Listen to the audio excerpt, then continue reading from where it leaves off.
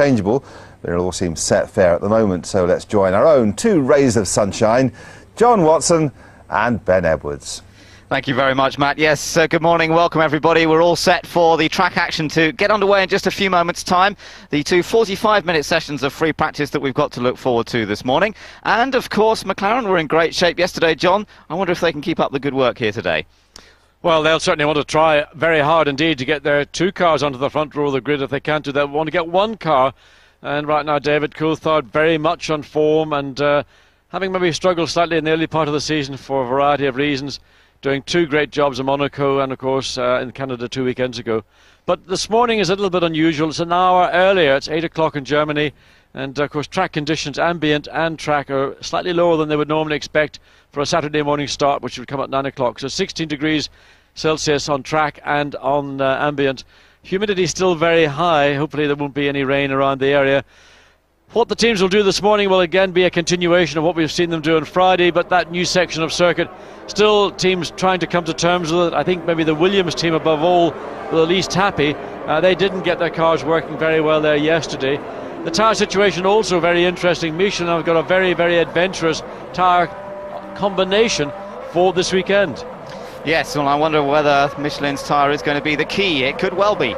And really that's, in some ways at the moment, what we need in Formula One is a slight advantage for Michelin on the tyres, because we know that Ferrari have the advantage with the car.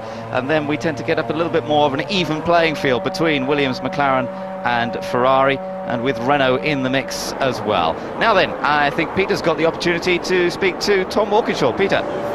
A very jovial Tom Walkinshaw by the sound of it. Tom, what's it like getting a Brazilian racing driver out of bed this early?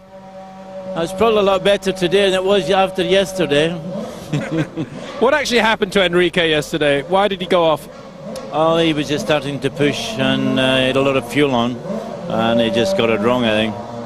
It was quite a strange lose, though, because it wasn't sort of, it just suddenly went like that. He didn't seem to have any time at all to put correction on and do anything to save it. Is that because of the fuel load? Probably the fuel load. He was running really heavy fuel because we wanted to check the brakes out. Because the circuit with a new corner on it, we wanted to just make sure the brakes were okay. So he had a lot of fuel on, and I think that's why I got away from him. Would you still be doing race spec this morning, or will you be starting to look at qualifying already? No, qualifying. We just started. We've still got a reasonable amount of fuel, but nothing like yesterday, and we just work on qualifying spec now. Well, the car looks good here. Good to see the momentum continuing. Yeah, I think the Michelin tyre's got a really massive first lap in it by the look of it, so we're all going to struggle. I think all the Bridgestone runners might struggle with that, but we'll see if we can get the car dialed in today. Thanks very much, Tom. Good luck. Well, an interesting comment from Tom there, yes, about the Michelin tyre. Mighty first lap in it. Now, that's going to help them in qualifying, of course, but it might be a slightly different story in the race itself. Now, Ralf Schumacher we're looking at, but in the meantime, I think Matt's got the opportunity to speak to Eddie Irvine. Eddie, thanks for joining us. You're in the papers again, I'm sure you'll be delighted to hear. This time saying that you think Jenson Button might be on his way at the end of the season. Well, it's obvious Jenson's looking around, and you don't look around unless you've got a feeling you're not going to be where you already are. What about your own movements next season? Any news on what you might be doing? No, obviously we've got to see what the car's at Silverstone's capable of, and then we'll see what is the best thing to do. Yeah, the new aero package, I understand, comes in at Silverstone. What changes do you anticipate? A nicer lap time. Well, that would be nice, wouldn't it? But how much nicer? Hopefully a lot nicer. All right, and about today, your hopes for a grid position?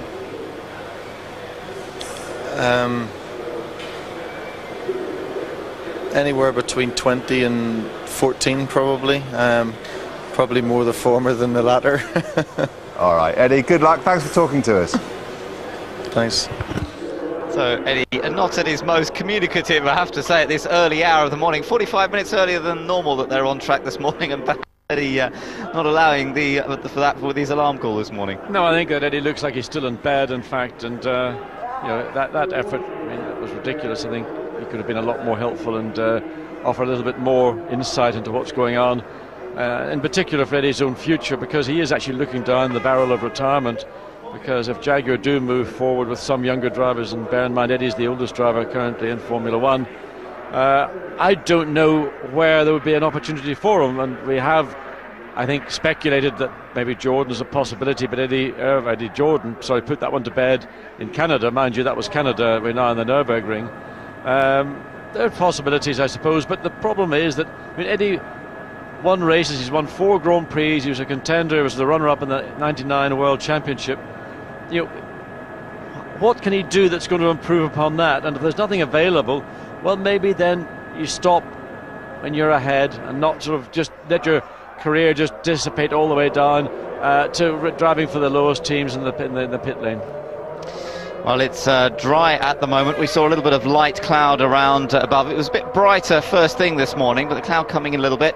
Chance of rain about 20% today, but we gather that the weather forecast is saying that there's an increased chance of rain for Sunday, for race day, up to about 50% chance. So it's something we've seen here in the past quite often, a rain-affected race, and this region, John, is well known for it. Oh, absolutely. Anywhere in the Ardennes Forest, and this is sort of just south of Spa-Francorchamps in Belgium, as Takuma Sato waits to go onto track, and the track will be open when that red light goes out. What would be interesting would be a dry qualifying session that does look like that the Michelin tyre has got that one crucial fast lap in it, and the Bridgestone users are very aware of that, and then have a race which is wet, mixed, dry, whatever, where we know that the Bridgestone wet tyres are also extremely good indeed. And that would be just a real mix and match, because you'd see people maybe further back in the grid in qualifying, and then maybe coming up through the field during a wet, dry, wet race. This sounds like a radio check. Okay, 10-3. For Takuma Sato, calling out the corner numbers as he goes round. And the team just checking that they can hear from him at the various different points around the track. So that's what Takuma's doing. We've got a number of cars out, so you can see David Coulthard also coming out on brand new tyres. So we'll see what sort of pace he can set in the initial stages of this morning's free practice. Michael Schumacher with the Ferrari ended up second fastest yesterday to Coulthard. Just a quick reminder to you, if you didn't catch the times from yesterday, it was Coulthard fastest from Michael. Raikkonen was third fastest, Barrichello fourth, Montoya and Schumacher Ralf Schumacher that is, were fifth and sixth. Then it was Trillian Button in the 2 Renaults. Salo here you're looking at, he was ninth fastest yesterday, so a good effort in the Toyota. 10th was Panis, then it was Heidfeld, Sato, Frentzen was 13th, De La Rosa was 14th, then it was Villeneuve, Massa. Fisichella was all the way down in 17th, but they did say they concentrated purely on race running. McNish was 18th, Bernaldi 19th, and then at the back we had Webber, Irvine and Alex Young, who actually had an engine problem. Ben, there is Eddie Irvine, and just there's more news coming through. Jaguar right now are going through a program of testing young talent. We have seen Fernando Alonso testing very successfully in Spain. Mark Webber will be there next week testing and getting some idea of Jaguar, and Jaguar getting some idea of him. But the latest young candidate, let's say, to be invited to test at Jaguar, in fact, is the test driver at the BAR team. That's Englishman Anthony Davidson. He's been given the opportunity, permission by BAR Honda, to test for Jaguar. And I mean, I think it's becoming fairly evident that Jaguar are looking around for young talent. And they've got 2 drivers, both of whom are in their 30s. Eddie is the oldest, Pedro de la Rosa, a fine driver, but maybe we're seeing the best of Pedro. And I think the thing that has really rocketed Niki Lauda was the fact that Alonso in Spain was a second a lap faster than Pedro de la Rosa in identical conditions in an identical car. And it's making the team think, well, are we doing the right thing going for experienced, mature drivers, but who are not getting the maximum out of the car? Or should we take a chance with young drivers who are going to push all the time? They may make mistakes, but we need to get ourselves up the grid. And if our 2 drivers are not performing to their full potential, then maybe we do think about going down the route of youth and you pay some of the prices of doing it, but maybe reap the benefits in a couple of years' time. Well, interesting to watch that. Niki Lauda will obviously be assessing those drivers that are coming to the team and see just exactly what they can achieve. Mark Webber, as you say, the first one to have a go next week and see what he can do. The Australian's been doing a fine job for Minardi this year, but this is the man who sets the target, isn't it? Michael Schumacher, the man who has built such a strong team around him at Ferrari, and he's certainly reaping the rewards nowadays. Dominating the season so far, but can he dominate here at the Nürburgring in front of so many of his home fans, closest to where he grew up, where he started his kart racing, and there'll be plenty of support for him here this weekend. Just watching Michael in the car and adjusting the helmet, looking at him in the car, I think there's a little bit more stress, let's say, than we would normally see. I think they may well also be aware that the Michelin tyre has got an advantage, and they have this optional tyre which is meant to be very adventurous, as you mentioned. Now Michael has got the best car, he's got the best package, he's the best driver out there, and he was second quickest yesterday. Nonetheless, this is Germany, this is effectively what he calls his home Grand Prix, and winning at the Nürburgring was one of the high points in his career when he had his first Grand Prix win here back, I think it was 95. And obviously desperate to do well to get that Ferrari on pole position. He's a proud man, and he wants to give his fans something to really shout about. That's right, John, yes. He loves the response that he gets from the German fans here. And once again, you can hear the horns blaring away as he comes out onto the track. We might even get the odd wave from him on this first out lap. It's an early point in the morning for the fans to be out in their grandstand seats, but with about 30,000 people camping over the weekend at the Nürburgring, they might not have got much sleep anyway, so they might as well be out there in a grandstand seat now. Indeed, but it is early. It's 8 o'clock, or just after 8 o'clock now in the Nürburgring, and Grand Prix drivers, well, this is the sort of time they'd probably be going through one of their meetings, the brief prior to a practice session, probably enjoying a light muesli and some fresh fruit, some liquid just to keep the fluid, the hydration levels high.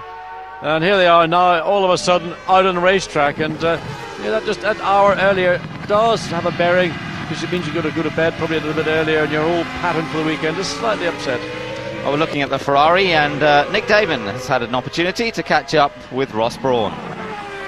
Ross Brawn, as a team, are you in favour of the revisions to the circuit? I think they're okay. It's a little bit of a shame it's so bumpy at the end of the straight, because one of the objectives was to create an overtaking place. I think that's going to be very tricky and unpredictable, and there's only one line forming because the track's so bumpy there. So that's the only thing that needs to be looked at perhaps in the future. But it creates a little bit more interest for the crowd, and it's a little bit more of a challenge to set the car up. So once they sort out the bumpiness at the end of the straight, I think it'd be quite a useful addition. We chatted to a good friend of yours, Ron Dennis, yesterday, and he was saying he was pleased to see you appear to be suffering from quite severe degradation of the tyres. Was he right? Was he right about being a good friend, or right about the tyres? He'll have to wait and see until the race. We're not too concerned. It is a heavy track on tyres, but I don't quite know how he's come to that conclusion. Perhaps you could explain it to me. Last year, Michael did 2 stops, Rubens did 1. Has this change really made, and the new tyres made it pretty much a banker 2-stop here? Probably more towards a 2-stop, because track's a little bit more stressful. The addition to the track has put a little bit more stress on the tyres. And really, 1 stop for Rubens didn't work last year very well. He got stuck and couldn't do anything with it. So I think a 1 stop's highly unlikely this year. Ross, thank you very much. Well, very open answer there from Ross Brawn, as we look forward to the race tomorrow and what they will end up doing in terms of making their pit stops. At the moment, we're still watching the early stages of this morning's free practice, and Kimi Räikkönen, I don't know if they had a little problem with that car. I was pulling it back into the garage. It looks as if he went out and then it either stalled or something has failed, and they're taking the car back in. The engine cover, of course, is off, and a lot of work going around the rear of the car, so a problem for Räikkönen at the start of this first 45-minute session, and track time, valuable track time lost. We're some almost 13 minutes now into this session, and Räikkönen, there you can see his eyes. He's not quite sure or clear what's happening, as no doubt it's something electronic. Always appears to be the reason. Mechanical reasons are usually very rare at this stage, certainly of a practice session. And now bits of bodywork are going to have to be removed, and it'll probably be 10-15 minutes before that car can be seen back out on track. Montoya had his own problems yesterday. He had an exhaust breakage, so they had to change the exhaust on the Williams. So that lost him some track time. And the 2 drivers, as Peter mentioned earlier on, not particularly happy about the new section. Again, probably because the car's not working fantastically through there. Nevertheless, they ended up with the 5th and 6th fastest times, And of course, remember, Montoya looking to try and take a hat-trick of pole positions here today, having taken pole in Monaco and Montreal, the last 2 Grand Prix on the calendar. Ralf Schumacher has never started on pole here, but certainly pushed Michael hard last year, both in qualifying and in the race, so we'll have to see what he can drag out of the Williams BMW in terms of performance today. Looking into the Jordan pit, and Takuma Sato had a slightly better day yesterday, and in fact Nick Damon has had a chance to catch up with their technical boss, Gary Anderson. Gary Anderson, looking in today, it's a bit early for all of us, isn't it? How has it changed the whole programme, this 45-minute earlier start? Well, it's a bit cooler really in the morning, I suppose, for practice and then trying to get the car ready for qualifying, so it depends on what happens to the temperature as the day goes by. I think it's going to be pretty stable, but it shouldn't really change too much. We'll get finished earlier this way. Now, looking obviously at the revisions to the circuit, you've had an overnight to analyse the data. Is it as you expected it would be when you did your computer simulations back at base? It does change a bit because obviously that first bit's a bit Mickey Mouse, so you just got to run a bit more downforce than what you would normally, and no big changes really, to be honest. The rest of the circuit's pretty much the same as it was. It looked like, apart from Ferrari, the Bridgestone teams were slightly behind Michelin yesterday, and there were words that perhaps the softer tyre was degrading a bit. Is that true? Yeah, I mean, it's just Ferrari are very strong at the minute, to be honest, so I think we sort of relate ourselves to the other guys and forget them for the moment. But I mean, it's the hard or the soft tyre is pretty much the same. Soft one's a little bit quicker, so it depends on your gamble. What it's like in the durability of a race, we'll have to wait and see. Gary, thanks a lot. So Gary Anderson, the technical boss at Jordan, we're just taking a look at Alan McNish here in the Toyota. Yeah, it's an interesting one, as Nick was trying to get some fairly direct questions, how politically adroit now Gary Anderson is, and avoiding issuing or answering the question, is the tyre degrading more than you anticipated? And well, as he said, wait and see, because the track will come to the tyre, and of course a very green track on Friday did see a lot of high degradation on tyres, both for Michelin and in fact for the Bridgestone tyres. We ride with McNish, and just on the exit of that final Coca-Cola curve, it's still actually quite damp. Yeah, still quite dusty. And there you could see the bumps as he came onto the brakes into turn 1. That's what we've been talking about a little bit. There's team boss Hervé Anderson keeping an eye on the weather as much as anything, I think.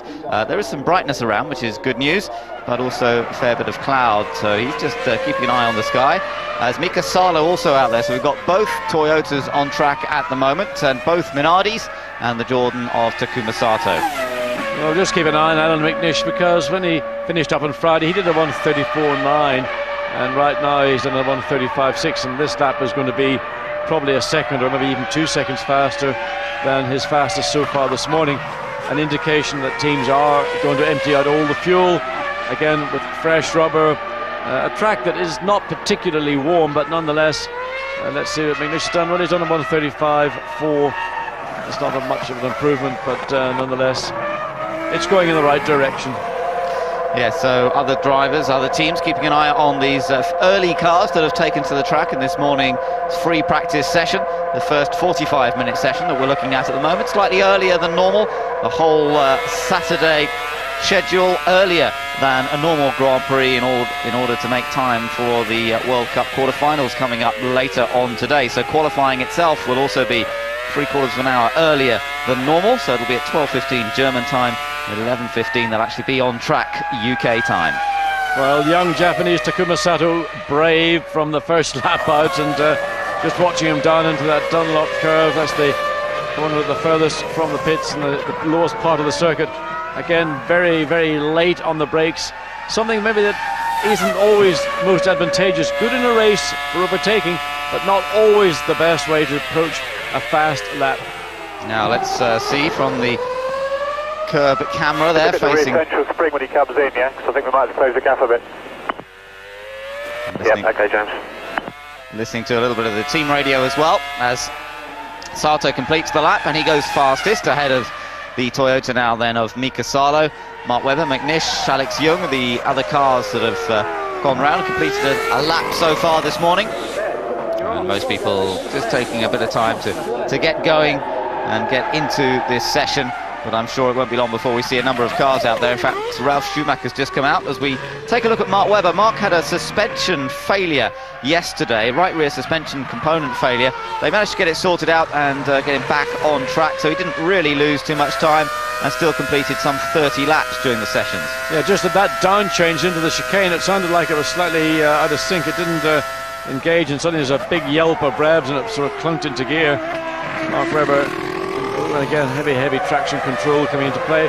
Currently third quickest, 1:35.5, and Mark Webber did a 1:35.3, so very close to the times that were established yesterday. These are just the first 3 or 4 laps of drivers getting into a run, just getting the feel of the circuit, the feel of the tyres, and getting his whole body just back into going out and running at Grand Prix speeds. Yes, so Mark Webber on track at the moment. There's been a lot of talk about Minardi and money that Paul Stoddart, team boss, feels that they are owed from the last couple of years. Another big meeting yesterday amongst the team bosses regarding that issue, and in fact Nick's just had a chance to catch up with Paul Stoddart to learn if there's been any news. Paul Stoddart, yesterday you were talking to my colleague Bruce, saying come back tomorrow and I'll tell you what happened in the team owners meeting. Well, tell us what happened. Well, I won't tell you what happened at the team owners meeting, but I'll tell you the outcome. I mean, basically, we spent a couple of hours discussing the situation, and as far as I'm concerned, I believe that come Monday, that the issue will be resolved and that Minardi will be paid its TV money. We have heard that whilst that's been agreed in principle, what will happen, though, is there are dissenting teams who may challenge that in the courts. Is that true? Absolutely. It's really sad, but there are some teams that don't believe that it should have been done this way or whatever, and it's their right if they want to go to court. So be it. I mean, I happen to think that it won't... I happen to think that they won't be successful, but that is their right. And once the money clears on Monday, you're safe for the rest of the year, yeah? Yeah, I think you can safely say that Minardi will complete the season, and now we can start looking forward to 2003, which is what I should have been doing months ago. Great, thanks. Well, that's good news to hear, John. The main thing is that we've got all the teams in there, all 11 teams, and Minardi. It's good to hear from Paul that it should be continuing this year and can begin to look forward to next season.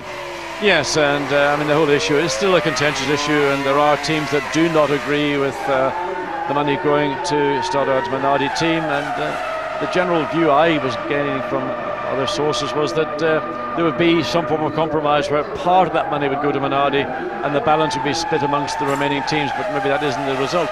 Ralf Schumacher's just gone quickest, by the way, and doing a 1:31.6, and that's a massive leap forward because it's almost 1.5 seconds faster than he went on Friday. So Ralf Schumacher, well, in fact, that's the fastest lap we have seen over the 2 days. So Ralf Schumacher is quickest man on track, and that 1:31.6 is an indication to where we're going to be heading. So by the time these two 45-minute sessions end, I suspect we're going to see people below the 1:30. In fact, maybe somebody might even creep into the high 1:29. So we're going to start getting closer to the sort of 10 to 12 seconds now we're talking about gap with the revision to the Nürburgring circuit over last year's pole time. So let's ride on board with Montoya now. The camera just behind the front wing, and this gives us a superb view of the Colombian in action. Coming onto the longest straight here, vital for a good exit, flat out kink coming up through the right hand kink, and then this leading up towards the chicane. That's about 190 miles an hour, and then down through all the gears through this second gear chicane, back up to fourth briefly, and then back down the gearbox again to second for this last hairpin. And Montoya also on a good lap here. Yes, good bite as he turned in, both front and rear, so Montoya goes fairly naturally second quickest. He's just over a half a second slower than Ralf Schumacher was. He had only greens up on his screen on the timing page, of course on your remote control. That is button number 5 to go into those timing screens. So when Pablo Montoya, well, he'll not be particularly delighted to be second quickest, particularly if it's to his teammate, but a long way to go yet today. So Pedro de la Rosa not out in the car at the moment. Niki Lauda hovering around in the background of that Jaguar pit, and we had various pictures there just a moment ago looking inside the McLaren pits, there obviously is concern about Kimi Raikkonen's car, isn't there? There were a lot of work going on there. Ron himself was being briefed on what was going on, so it's worrying because to lose track time on a Saturday morning really can hurt you for the rest of the weekend. Yes, and Raikkonen, he went out, did an installation lap, but the car came back in again, and suddenly there was a problem. And as this first session drifts away, Raikkonen still in the pits. Well, he's not the only one who's been missing out on track time this morning. Fisichella had a problem as well, and Nick Damon's been finding out what that problem is. Giancarlo Fisichella, you must be very disappointed you had to get up so early this morning. Problem with your car already? Fortunately, we have an oil leak. Looks gearbox oil leak. I don't know when we'll be ready. That's not good because we lose maybe the first part of the session. It's bad. I understand you're not too keen on the revisions to the circuit either. Well, I'm not happy about the new parts of the circuit. It's a bit boring, a bit too slow, and for the start could be dangerous on the first corner. Giancarlo, bad luck for the weekend. Thank you. A fairly straightforward answer from the man who will be starting his 100th Grand Prix here this weekend, one of the more experienced drivers. Not quite so happy about that first section, and certainly his concerns about that first lap, I think, shared by quite a few of the other drivers as well. Yes, it's an issue which, of course, drivers are concerned about. First lap is always a bit tricky, the first corner. And as Peter Windsor mentioned to us this morning, the only other circuit he can think of that's going to happen, Ben, immediately after the start is Spa-Francorchamps. I mean, you often see major problems in that first lap into that first corner. But then, interestingly, just looking at the timing screens, it's just Bernoulli has just gone out. But there are about 8 cars that have yet to do more than one lap. Michael Schumacher was one of them. He's actually now out on his 3rd lap. But Fisichella, Coulthard, Felipe Massa, De La Rosa, Button, Trulli, Raikkonen and Barrichello, they've only all done one installation lap. Whether they've all got problems or they're all just sitting out for these first 15 or 20 minutes, I can't really understand. It seems unusual that so many cars, almost, you're talking about over a third of the field, are sitting in the pits. Well, let's see if we can find out what's been going on at McLaren. We've seen the troubles for Kimi Raikkonen. Bruce Jones has been talking to Dave Ryan. David Ryan, there seems to be a problem at the moment with Kimi Raikkonen's car. Can you tell us what it is? If I could, we wouldn't have the problem. We're looking at it. I don't think it's anything much. It's just a feeling Kimi had. It didn't feel quite right. The guys are looking at it now. At the moment, we can't see anything. It's just being cautious more than anything else. But what sort of things can they check at the moment to find this feeling? Oh, you name it, we can check it. All the engineers are looking at it. That's all I know at the moment. David, thank you. And Michael Schumacher, as you have just seen, has lost it up at the chicane. That's not a particularly common sight. But Ben, what was interesting, he had just gone through that second sector fastest of anybody, and he came into the braking zone, into that chicane, and looks to me like he locked up the rears. Now we need to have a look at it. We just caught it as he was spinning. We didn't quite see the cause of that. But there's an early morning wake-up. Well, let's have a look and see what Michael does. Turns in, everything looks very normal at this point. Uses, well, a fair bit of curb, but nothing. And then all of a sudden, the back end just bounces around. It was almost as if when that initial bounce, as it came down, it just snapped away. It just snapped away. Now, it's not because his tyres are cold. His tyres would have been pre-warmed. He had done an out lap. Let's look again. This is the forward view of the shot. Let's see as he brakes, and everything looks at this point perfectly normal. Goes in, then bump, bump, bump, bump, and it gets into a bit of a ratchet. And then, of course, once it's gone, then there's no grip. And well, there's an early morning wake-up call, Michael. Yeah, he's quite fortunate there. There's not a great deal of runoff on the outside of that corner. We've seen some fairly hefty accidents into the wall on the outside.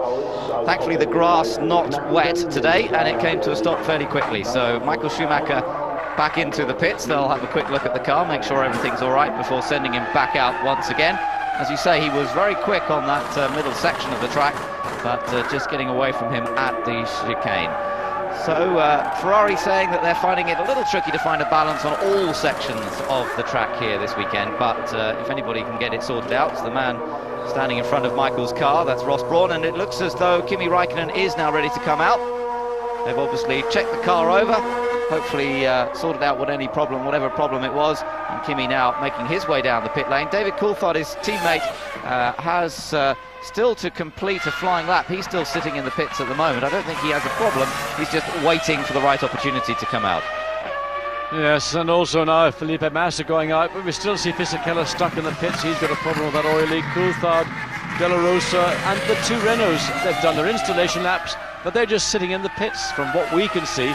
And we're now just over halfway through this first 45-minute session. Barrichello out on his fastest run, and Ben, have a look if we can get a look at that engine cover and see, has Barrichello got the new one on, or has he got the revised one? It's so much difficult. It looks as if it's just, you're trying to catch it as if you get the rearward view. We can't quite see it all the time, but I've got a hunch that could be the new one. Oh, Rubens, that was so aggressive across the curb. Yes, I think you're right, John. There's a shape to the spine of the engine cover as it comes down behind the airbox, and it looks like this could be the new one. Not great difference we're talking about here, but little improvements that Ferrari are bringing along each time. Yes, and Barrichello enjoys maybe the benefit of that engine cover, and he goes second quickest, splits the two Williams, and the battle of the two tyre companies, apart from the two manufacturers, once again begins as Eddie Irvine sits in the car, and Eddie has been out.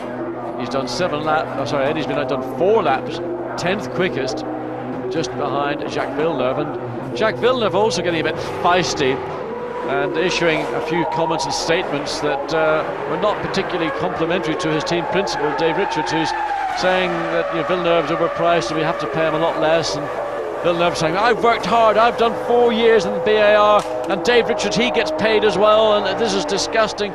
I mean, a little bit of tetchiness within the BAR team. Yes, that's right. Interesting to see that. Felipe Massa just running wide. Now this is the same area as yesterday when he ran off. I was going to say maybe Felipe Massa thinks he's found the fast line, but no, he hasn't, because he's got to come across a little bit of dirt between the runoff area and the racetrack. Seeing a few people doing that. That does seem to be the problem. That's turn 2, and the car just tending to run wide through there. Now, Ferrari are running well, as expected, as ever. Barrichello second fastest at the moment. Michael Schumacher at the moment down in 15th, of course, after that little spin at the chicane, but I'm sure we'll see Michael back out in a few more moments' time. He's only completed 3 laps so far. Here's the man that had the concerns about the car, had his mechanics rushing around a moment ago, Kimi Raikkonen, but it all seems to be running fine as he heads down to the Dunlop hairpin, the bottom end of the circuit here, before beginning to climb back uphill through the very fast sweepers that are coming up. We can ride on board as he comes through these sweepers, through the left and the right, putting over 4G through there, and now heading up the hill a bit more towards the RTL curve, the left-hander, short straight right, and onto the longest straight at the Nürburgring. So Raikkonen through that first intermediate is about 0.8 of a second down. Now through the second, it's just over a second, and that's on Ralf Schumacher's. And this is Raikkonen's first flying lap, and he may have it in his mind that whatever the problem that brought him into the pits, it will still be there until he gets that confidence, until he is quite certain that the car is not going to bite him.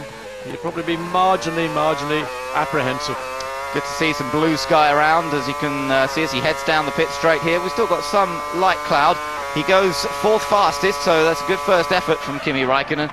And let's see whether he continues to push hard over this next lap through the first corner. This is the new view we have to get used to. It does remind you a little bit of that Adelaide hairpin at Manicourt, but of course at Manicourt, that's not the first corner. They go through a few sweepers before running along the long straight to the Adelaide hairpin, but it is quite similar in character. Let's watch DC into second gear for that first part of the first left-hander, and he throws away a tearaway. Not unusual a driver doing that, unless he may be an insect or something. He was a bit late getting out of the way of Coulthard, went splotto all over the front of his visor. Whoa! Dear me. That was an interesting place to do it, wasn't it, John? At that section, and I wonder if that was partly why he went over the curb so much. Well, I don't know if he went over the curb because he ripped his visor off, but certainly he, as a fast part of the track, to let the car drift out, and he did clip some of the gravel on the exit of that uphill left-hand part of that SS, which is pretty quick. Now we're riding on board once again with his teammate. Now Kimi's had a good time in qualifying this year. He's out-qualified David Coulthard 5-3, but in the races it hasn't gone his way. And a lot of that's been down to poor reliability. They really have had a torrid time of getting Kimi Raikkonen's car to the finish. All sorts of problems. Remember, he was the one that lost the wing in Barcelona. All sorts of mechanical problems. He had an exhaust breakage. He has had a rear wheel bearing failure. All sorts of things seem to have gone wrong with his car this year. Last time out, of course, in Montreal, the car ran reliably, but unfortunately they didn't manage to get all the fuel in when it's counted. He still managed to get a good finish in, though, finishing in 4th place. Just perhaps it could have been a podium if they hadn't had those refueling problems. Kimi Raikkonen, very much the future for McLaren when he was lifted out of the Sauber team. It was quite an operation, a combination of Mercedes-Benz and McLaren, and no doubt Sauber benefited commercially, I put it that way, from the desire of these two giants of motorsport to take a young talent that they could develop very much, I believe, in the manner they did with Mika Häkkinen. And they believe, McLaren, is that they create the world champions. They don't necessarily go for the mega stars. I think that all stopped when Senna and Prost, they finally disappeared from the team. Senna left the team, of course, at the end of '93. From that point onwards, they've looked at young drivers and tried to develop them, train them, tune them up to be world champions. Well, they certainly succeeded with Mika Häkkinen, didn't they? Taking the title twice, beating Michael Schumacher, and proving the McLaren Mercedes to be a very effective package indeed. Ralf Schumacher here we're looking at, of course, in the Williams. He's coming through the new section of track and being watched by Patrick Head and Sam Michael, the technical boffins at Williams, who are keeping a close eye on what's going on in this session to prepare for qualifying later on today.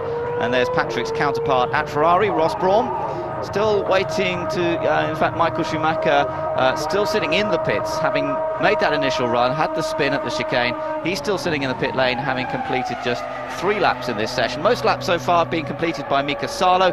He's completed some 12 laps in the Toyota. He's down in 16th place. Well, there is Michael Schumacher, his teammate Rubens Barrichello also back in the pits.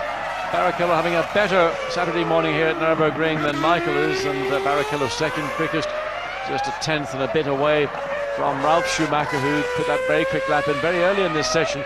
His first real flying lap, indication that Ralf was on a brand new set of tyres, maybe other people running tyres that they finished up with on Friday. We heard from Giancarlo Fisichella that he had an oil leak, but good news is they've got him back out in this session with just under quarter of an hour to go. So they've managed to solve his problem and send the Italian out, as I said, preparing for his 100th start here this weekend. And he's had some good runs here in the past at the Nürburgring. Led the race some years ago, back in 1999, all too briefly. Had the headrest come loose on the Benetton that he was driving at the time and spun out of what was a possible winning position. The race ended up being won by Johnny Herbert on that occasion. It was one of those Grand Prix that really, you never knew who was going to win it. And with Johnny Herbert winning the one and only Grand Prix for Stewart Grand Prix. And a very memorable day for the Stewart family, very much a family team, and all those team members, remarkable opportunity to enjoy something quite special. Well, Giancarlo didn't have it quite his way on that occasion. But let's see what he can do this weekend. He's been very consistent, of course, in the last few Grand Prix. A run of 5th place finishes, which have earned some absolutely crucial points for the team. And he's been praised very highly by... in my life, really. Steelers in the rear. Front tyres are gone. Wasting their time, really. Maybe we should put some fuel in and just run around and try and clean them up. Well, Eddie explaining things once again, still obviously not that happy with the way things are going with the Jaguar. And look at this, Mika Salo doing a little bit of off-terrain driving up at that chicane.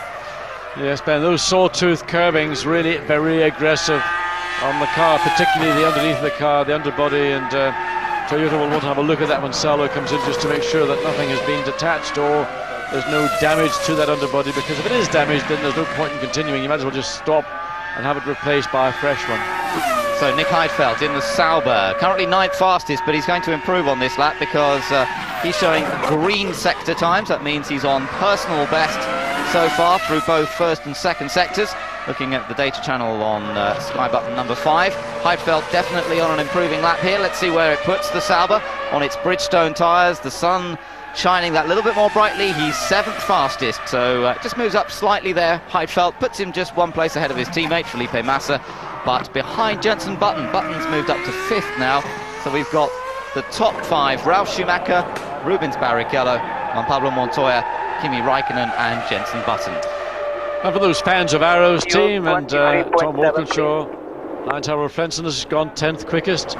So a small improvement there, and Fisichella on a lap. He's in fact 11th, just completed that lap as Eddie Irvine sits in the car. And really you can imagine, I think Eddie's attitude, we saw that in the interview briefly before the session started, it's rather laissez-faire, and he really is going through the emotions really more than anything else today. And at that time that he's just done was on a low fuel load, 134.9. Well, they are well out of the ballpark. Yeah, it's a bit of a tricky one. When they think of a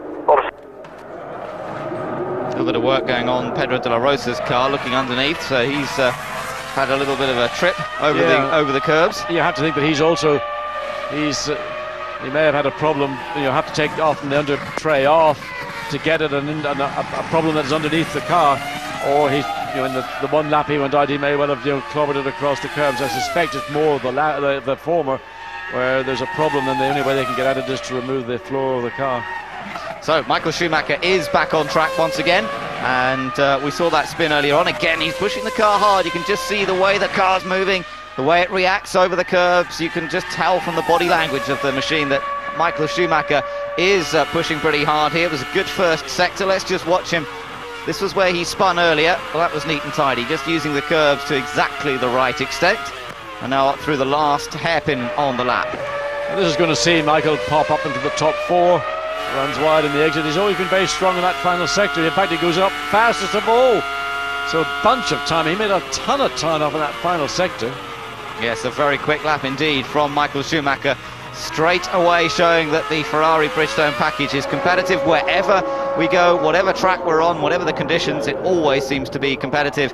Certainly in the hands of Michael Schumacher, and Barrichello's been fast all weekend as well. And you know how much moisture there is in the air apart from just locking up down into the Dunlop curve, but you see those little vortices coming off the wing end plates as he came down. Under braking now on the exit. Watch again, just the moisture that's been trapped in those serrations on the runoff area on the exit of Coca-Cola curve. So Michael Schumacher immediately on the pace. There's Mika Salo, no doubt, back in the pits. He's been sitting in the pits for a few minutes now. He ran very, very aggressively over the curbs. I would not be surprised if he's taken a few gouges out of the underbody of the car. But that's not the area they're working on. They're just having a look around, and a few small changes, but nothing too dramatic.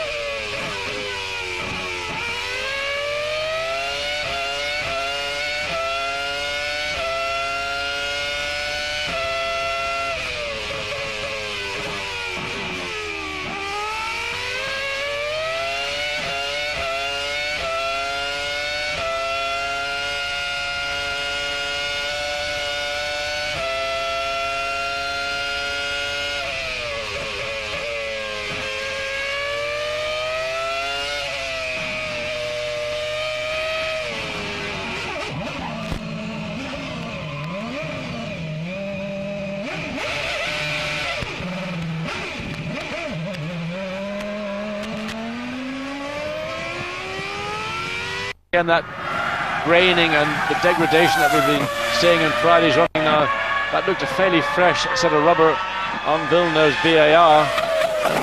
To be fair, you don't see Jacques Villeneuve spin that often. Normally he has massive shunts, but you don't often see him having a spin. No, that's right. That's usually when he goes off. It's a big one, isn't it? Let's watch him through here. This was when it happened. Through into the right-hander. It dipped down. The back end just got away. And it was a neat pirouette. Yeah, I think he was slightly high on the exit of the corner. A little bit high, a little bit too early. And let's look again and see where it is. Well, it wasn't that high, in fact, in that shot, because you're looking at it from the driver's perspective. But I think that the left rear just caught slightly the dirty edge of the line of the corner. And maybe just a little bit too much throttle and very little traction control. So around she went. Montoya on track. Here we are. Let's watch him. The Colombian, like Schumacher, tends to attack hard whenever he's on track. And this could give us a little opportunity to see what state they're in. Although the first sector not particularly quick. Oh, and look at that, very wide going through the S's. Well, the first sector is virtually a second down on Michael Schumacher, and now coming through these final two corners before we get to the second timing sector, which is now just down this short part of the straight, 2.5 seconds. So clearly something quite different, like a load of fuel on board and probably a fairly old set of tyres. And Barrichello just a little further up the road than Montoya, so he now coming into that final corner, really leans on it on the turn in into that last hairpin. And this is going to be a good lap. It's second fastest, just 0.2 of a second slower than Michael's time, but an improvement for Barrichello. And it just reinforces how good the Ferrari is. You can watch it through that final curve. The driver can use the throttle, he can get the power down because the back end of the Ferrari is so good, it's so stable, both under braking and under power, and that gives the driver so much confidence. Okay, you're fine. Obviously we're only going to have a minute or so left, a couple of minutes at the most, so just stay out. De La Rosa ready to come out. As you can see from the countdown clock, there are actually 2 minutes to go, so he at least will just get a chance to run the car and make sure that everything's working okay, and then he has to sit and wait until the next session gets underway. So a bit of a frustrating time for De La Rosa. He has only completed one lap so far this morning before experiencing that gearbox problem. He might just get in one more lap at the end of the session. Interestingly, Felipe Massa now in the top 6, just behind Kimi Raikkonen and ahead of Jenson Button in the Renault. Coulthard's down to 8. Heidfeld 9th and Trulli 10th. Remember, the two Renaults were very late in going out. They sat in the pits pretty much halfway of the session. As we go back to Pablo Montoya, once again nothing particularly stunning, about a second down in that first bit. Well, now it's 4 seconds, so whatever they're up to, of course it's just work for the race. Look at the tyre wear, that's indication. Michelin wear very, very high, and then again the rear tyre is much fresher than the front tyres. Yeah, interesting. That's De La Rosa coming out. He must be using a yesterday's set of tyres because he's only done one lap today, so still running a set from yesterday. I suppose there's one good thing about this morning's problems. He hasn't used his tyres up much, but it's not going to help him, I don't think, when it comes to qualifying. Nick Heidfeld's doing a good job. Well, it was doing a good job in the first sector. It's all drifted away in that second sector. It's getting quite animated because he was within about 0.2 of a second in that first sector, but suddenly 7 or 8 tenths has gone elsewhere. And, well, I don't know where it's gone. We didn't see anything that looked abnormal.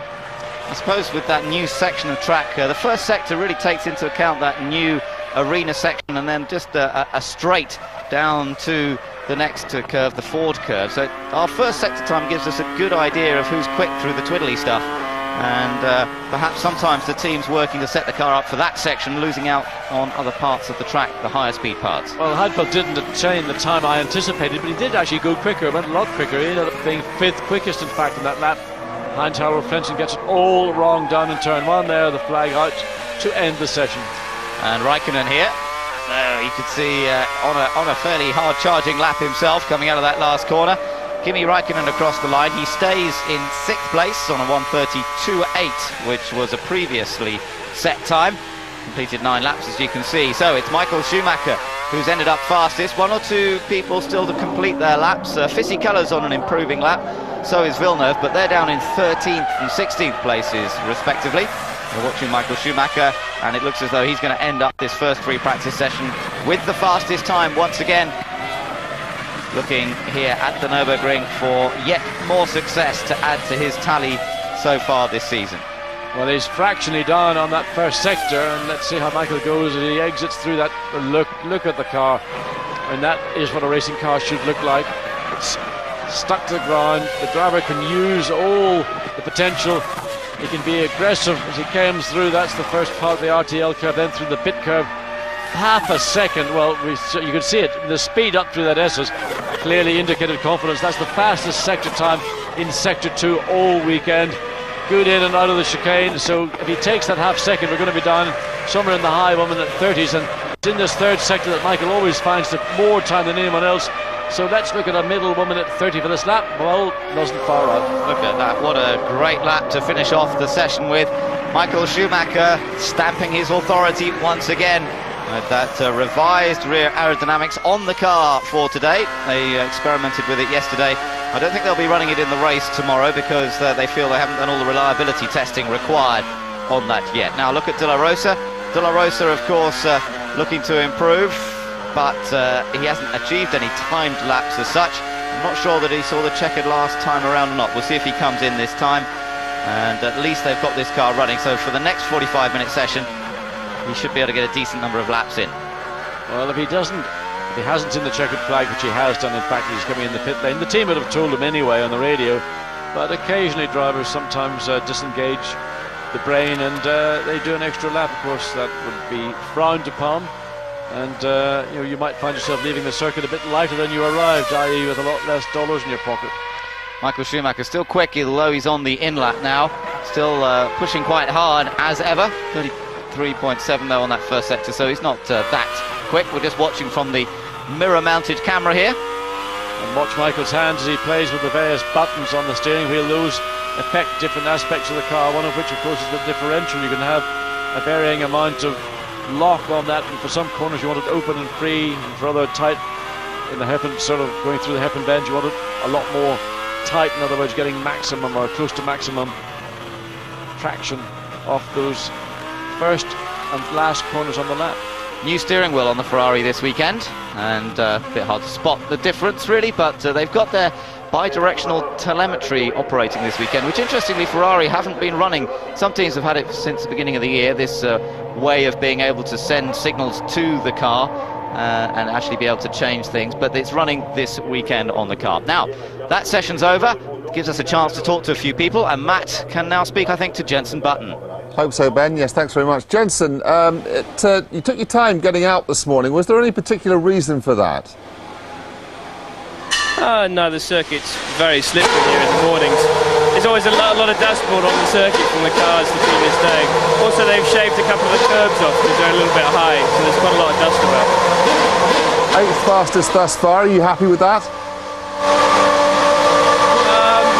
Over one lap, the car seems to work very well. It's afterwards, so that's something we've got to really work on. Cars or what, but we're losing a lot of pace after the first time lap, which obviously isn't a problem for qualifying, but then for the race it's going to be pretty tough. Now, earlier on this morning, your British colleague Eddie Irvine shared about 9 words with me. I think he was a bit slow waking up this morning, but amongst them was the contention that he thinks you might be moving around at the end of the season. Can you point any light on that?